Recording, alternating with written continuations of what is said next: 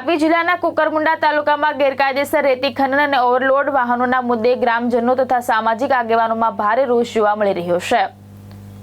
તાપી જિલ્લાના નવનિયુક્ત કલેક્ટર દેવ Chaudhary, assistant collector તેમજ એસડીએમ નિઝર, ભૂસ્તર અધિકારી અને જિલ્લા પોલીસ અધિક્ષકને મામલતદાર કુકરમુંડા મારફતે ઉગ્ર આવેદનપત્ર પાઠવવામાં આવ્યું છે।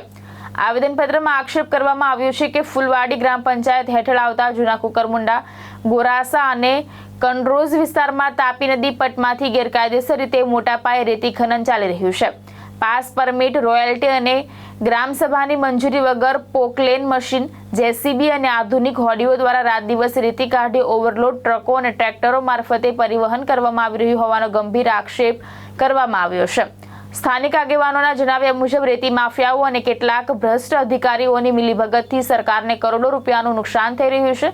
ખેડૂતોના ખેતરોમાંથી જબરજસ્તી વાહનો પસાર થતા ખેતીમાં પાક, રસ્તાઓ અને પર્યાવરણને નુકસાન પહોંચી રહ્યું હોવાનું પણ રજૂઆતમાં જણાવાયું છે। આ મામલે પાટી ગામના યુવાન ખેડૂત રામકૃષ્ણ પ્રતાપ વળવીનું ઓવરલોડ રેતી ભરેલા ટ્રકની ટક્કરથી મોત થયું હોવાનું પણ આવેદનપત્રમાં ઉલ્લેખ કરાયો છે।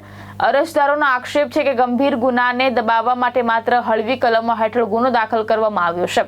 સામાજિક આગેવાનોએ ટ્રક ચાલક, ટ્રક માલિક તેમજ ગેરકાયદેસર રેતી ખનન મામલે સંકળાયેલા લોકો સામે BNS 2023 હેઠળ ગંભીર ગુનો દાખલ કરવાની માંગ કરી છે। સાથે જ મૃતકના પરિવારને આર્થિક સહાય આપવાની પણ માંગ કરવામાં આવી છે। હંસરાજ પાડવી, દ્રષ્ટિકોણ ન્યૂઝ, તાપી।